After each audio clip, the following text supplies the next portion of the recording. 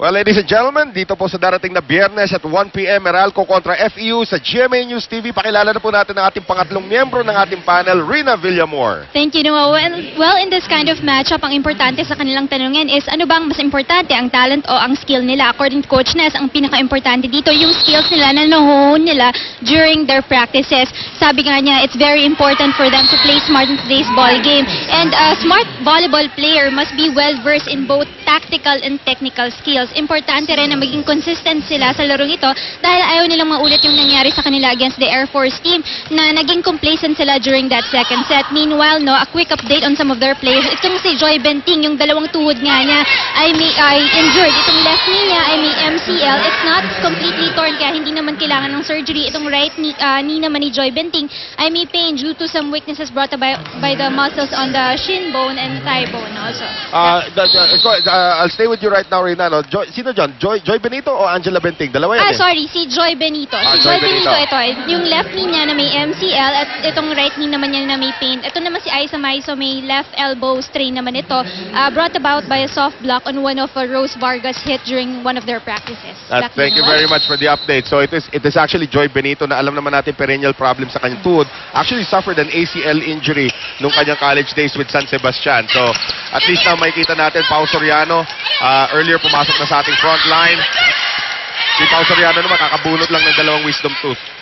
Siguro yun din ang naging thankful ako nung naglaro ako na no knee injury. Puro ankle sprain, the normal ankle sprain, pero walang major injury talaga na nangyari. Well, that's very lucky for you because a lot of these players talaga, like si Charo Soriano also had an ACL injury before when she was playing para sa kupunan ng Ateneo. Ngayon, 10-7, Cagayan Valley may kalamangan na tatlo. Matalim na serve galing dito kay Angge. Labanan sa net, almost put away by Tipachot. Rachel Soltones ngayon. Nakakuha doon ni Jonella. Down the middle, once again for Tipachot. Ruby De Leon, kailangan umatake na. Doon naman si Angge. Tipachot once again. Going, keeping it alive. Eto ngayon si Ruby, masyado malapit. And Sue Roses.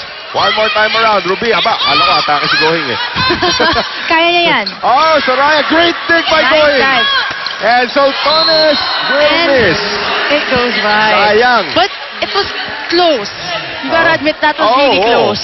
Saka makita, nasulat ko nga once, ito si Melissa Going, wants to be a broadcaster like yourself, but she can only do that if she stops defying gravity. She's doing a lot of things. Dami. 11-7 right now. I think that was her first rally, no? First very long rally. And we're gonna have a rotation violation because it's the official ball of the Sheikh East V-League. Hindi pala dapat si Soraya ang nag-serve. Dapat si Angge. At least inamin talaga nila. Alam nila, as you can see on their faces, na mali talaga yung nangyari.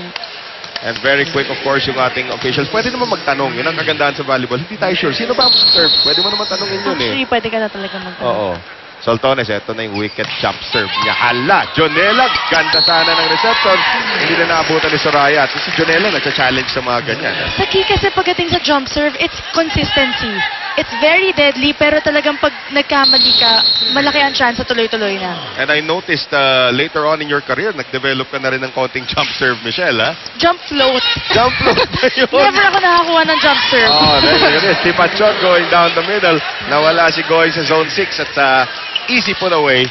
So 12-9 right now for the Rising Suns against Sue Roses on your screens. Nakausap natin si Coach Roger kanina. May konting karamdaman ngayon. So not 100%. Ang problema naman sa Smart, wawalo lang kanilang player ngayon. Delikado pag talaga napagod ang isang player. Wala silang pamalit na malalim na bench. The only player that, the non-libero who's on the bench right now is Jem Ferrer, who's a setter.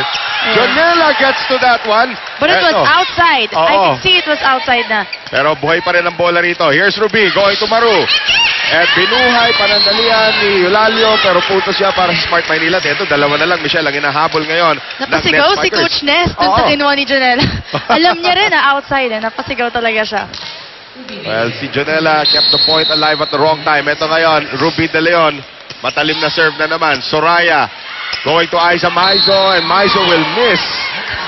She loves that down the line hit. Siguro talaga yun yung major target pag down the line kasi alam niyang wala talagang tao. Ikaw rin, may down the line na attack ka rin from that utility spot, correct? Yes. And I think it's one of the trainings ng mga utility spikers kasi hindi naman pangkaraniwan pumupunta yung bola doon sa utility spot. Kaya sabi nga ni Andre Mulya, 70% of the attacks go to the open.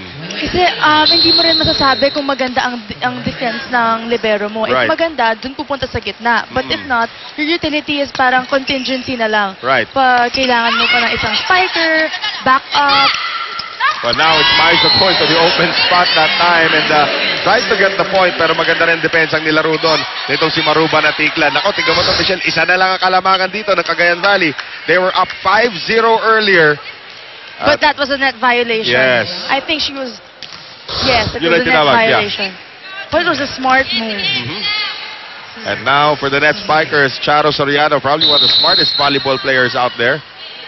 Former captain of Ateneo, former head coach here in the Shakey's V-League nung nanalo Ateneo noong 2011. Were you part already? Oh yeah, I was here. I saw that. I covered that championship match.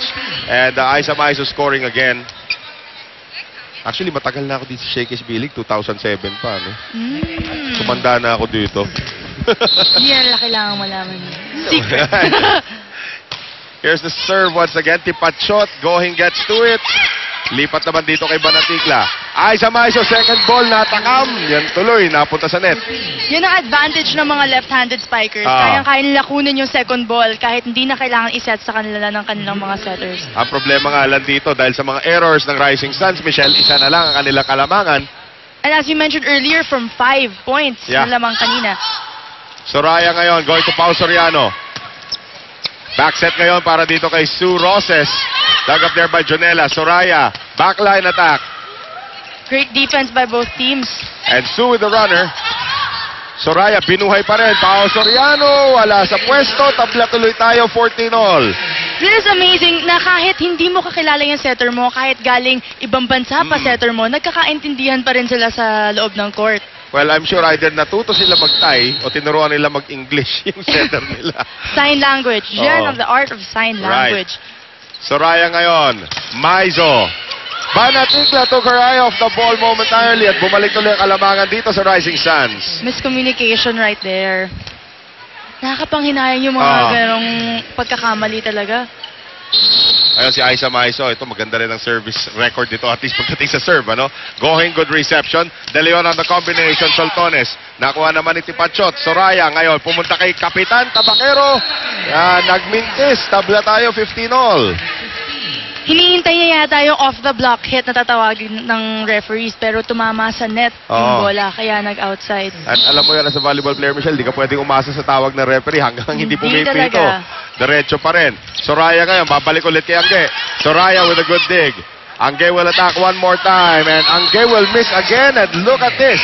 Nakuha na po ng Smart Maynila ng kanilang unang kalamangan dito po sa ating first set. We will be right back. Stay with us. Ako po si Jem Fair ng Smart at kayo'y nanonood ng Shakey's V-League Open Conference Season